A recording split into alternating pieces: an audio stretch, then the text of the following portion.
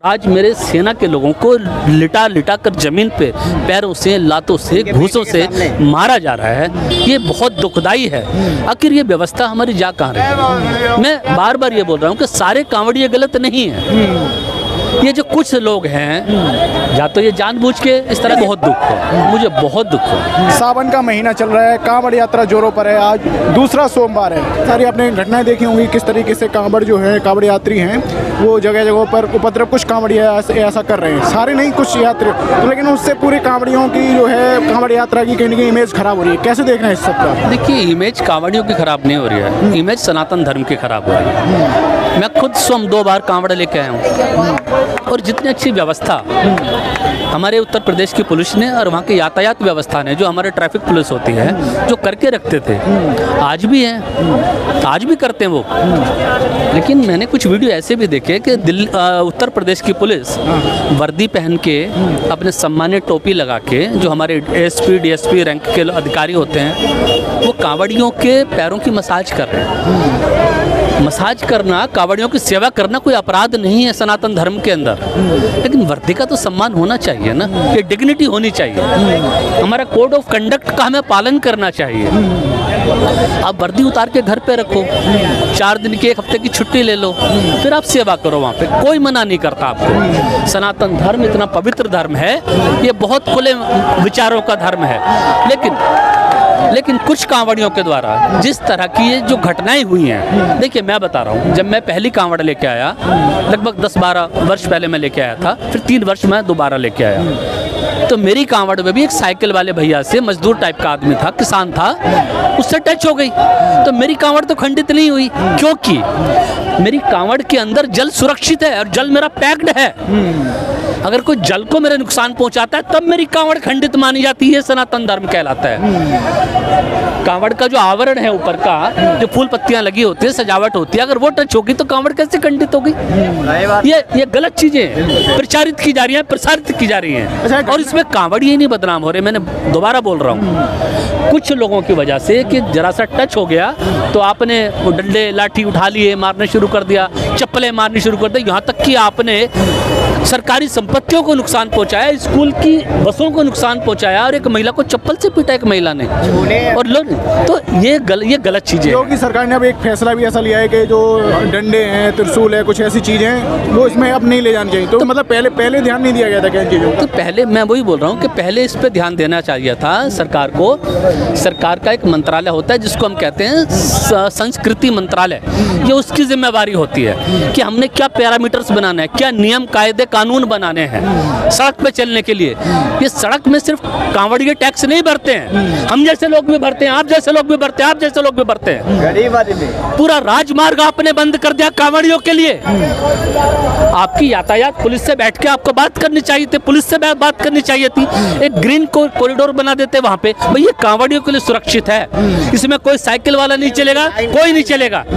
आप आधा राजमार्ग कांवड़ियों के लिए सुरक्षित करो, हमें खुशी है। हमारे कांवड़िए सुरक्षित हरिद्वार से अपने अपने घर तक और अपने अपने मंदिरों तक, जहाँ पे उन्होंने उस जल को अपना चढ़ाना है, उन्होंने शंकर भगवान जी के श्री चरणों में, महादेव जी के उस पे शिवलिंग पे चढ़ाना है। मुझे खुशी होती है कि कॉरिडोर बना दिया जाता हरिद्वार से लेके जहाँ तक भी जा रहे हैं, और कम से कम जो ये उत्तर प्रदेश की बेल्ट है हमारी, दिल्ली के जो हमारी सीमाएं लगते हैं यहाँ तक, क्योंकि दिल्ली के अंदर अच्छी व्यवस्था है। मैं इसमें ऐसा नहीं है, मैंने कई कांवड़ शिविर यात्रा देखे, मैंने अभी चांदनी चौक को भी कवर किया है एक तरह से। मिर्जापुर का भी वीडियो वायरल हुआ था, आपने देखा होगा, एक सीआरपीएफ का जवान था, उससे कई कांवड़ियों ने मारा भी। मुझे बहुत दुख हुआ, मुझे बहुत दुख हुआ, वो भी उसके बेटे के साथ। मुझे इसलिए दुख हुआ कि बीजेपी के कुछ लोगों ने, अभी जब पहलगाम हुआ था तब हमारे सेना की कर्नल सोफिया कुरैशी को आतंकवादियों की बहन तक बोल दिया था, और आज मेरे सेना के लोगों को लिटा लिटा कर जमीन पे पैरों से, लातों से, घूसों से मारा जा रहा है। ये बहुत दुखदाई है।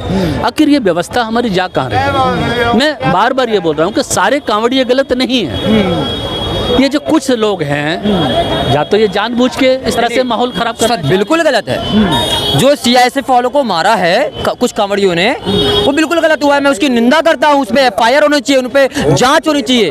अगर पकड़े जाते हैं जो भी साबित हो तो सजा होनी चाहिए। हाँ, मैं तो कह रहा हूँ कि बिहार का सवाल उठी है मानने के, तो नेता पर दबाव दो, वहाँ का प्रशासन पर दबाव दो, वहाँ के जनता पर दबाव न दो। जनता तो रोड पर चलने वाला, जनता तो खेत में काम करने वाला, जनता तो मजदूर है, वो अपना बच्चे के लिए कमा रहे, बच्चे के लिए पाल रहा है। बाकी सरकार वहाँ बैठी है, ये सरकार की जिम्मेवारी है। कोई जनता मरेगा तो कोर्ट में जाकर सरकार ने जवाब लेगी कि ये जवाब हमको कोर्ट में मिलना चाहिए। आई नेता जवाब उठाएगा प्रशासन पर कि हमारा वहाँ प्रशासन क्यों न सोच से कर रहा है, तभी तो वोट लेगा। वोट जनता मर जाएगा। तू वोट मांगने जाओगे और किसी के घर में लाइट और बत्ती नहीं है, तो जनता कहेगा कि काम करो, तो उसका गाड़ी बकोगे। वोट देंगे नीतीश कुमार को लोग देंगे? नहीं देंगे, नहीं देंगे। अच्छा। वही तो वोट पता इस सवाल उठ रहा है कि चप्पल जूता क्यों देखा है। 60 लाख फर्जी वोट बन चुका है। क्या कह रहे हो? 60 लाख फर्जी वोट बन चुका है बिहार में। आप दोगे या नहीं दोगे, बीजेपी को वोट चला जाएगा। आप भूल जाओ, वहाँ पे फर्जी वोट बन चुके हैं, ऑलरेडी बन रहा है। आप वोट दो या ना दो, इन्फॉर्मेशन आ गया इनके पास। एक कांवड़ यात्रा पर वापस लौटते हैं, बात उन्होंने काट दी थी। अभी योगी जी ने एक नया रूल निकाला है कि जो भी कांवड़ यात्रा में कई उनको कह रहे हैं कि साजिश की जा रही है, कोई ना कोई बाहर के इसमें साजिश भी हो सकती है कि बदनाम किया जाए। आप साजिश देखते हैं कुछ? तो योगी जी मानने का उनका इंटेलिजेंस फेलियर है। अगर योगी जी ये मानते हैं कि बाहर के लोग साजिश कर रहे हैं, तो योगी जी इस बात को प्रत्यक्ष रूप से स्वीकार कर रहे हैं कि उनका इंटेलिजेंस फेलियर है। क्या कर रहा है इंटेलिजेंस वहाँ पे? बाहर के साजिश करता आए कैसे आखिर कांवड़ यात्रा के दौरान उपद्रव मचाने के लिए या कांवड़ को बदनाम करने के लिए, सनातन धर्म को बदनाम करने के लिए? फिर आपका इंटेलिजेंस फेलियर है ना। कांवड़ यात्रा हर साल होती है, फिर भी हर साल इस तरीके की घटनाएं देखने को मिल रही। क्या लग रहा है प्रशासन उतनी तरीके से सख्त नहीं हो पा रहा है? नहीं, बात यह है कि छूट ज़्यादा दे दी गई है। सड़क पे चाहे आम नागरिक चले, चाहे हमारे प्यारे भाई जो हैं या भाई बहन हैं हमारी, दोनों भोले हैं भोली हैं, वो कांवड़िए हैं, उनकी भी जीवन की सुरक्षा सरकार को सुनिश्चित करनी चाहिए। क्योंकि मैंने बार बार बोल रहा हूँ, सड़क पे चलने का अधिकार हर व्यक्ति को है। हर व्यक्ति टैक्स पेयर्स है। राजमार्ग पे चलने का अधिकार हर व्यक्ति को है। सरकार की थोड़ी सी चूक रही है, उत्तर प्रदेश सरकार की, कि उन्होंने समय से पहले अगर अपने सारे संबंधित विभागों के साथ बैठ के मीटिंग की होती, यातायात पुलिस है, दिल्ली अपना उत्तर प्रदेश पुलिस है, वहाँ का संस्कृति मंत्रालय है, तो एक अच्छा सुझाव वहाँ से निकल के आता। लेकिन आपने आनंद फानन में कि ठीक है हेलीकॉप्टर से फूल बरसा देंगे, मेरठ में खड़े हो जाएंगे, हरिद्वार में खड़े हो जाएंगे, तो ये चीज़ें नहीं है। हमें आगे का प्रारूप एक सुनिश्चित करना चाहिए कि हमारे क्या बोला हमने, क्या कहा कि सरकार से चूक हुई है, सरकार से अपने संबंधित मंत्रालयों से बैठ के बात करनी चाहिए थी। एक ग्रीन कॉरिडोर बनाना चाहिए था ताकि हमारे कांवड़िया सुरक्षित मार्ग से आराम से अपने गंतव्य स्थल तक पहुंच सके, अपने मंदिरों तक पहुंच सके। मैं यही बोल रहा हूं, 15 मिनट से मैं वीडियो में यही बोल रहा हूं कि सरकार ने आपस में अपने मंत्रालयों से, अपने विभागों से एक सामंजस्य स्थापित नहीं किया है। ये चूक हुई है। और अगर आप ये कहते हैं कि विदेशी लोग आ गए या कुछ असामाजिक तत्व आ गए, तो फिर सरकार ये मान रही है कि हमारा इंटेलिजेंस फेल हुआ है।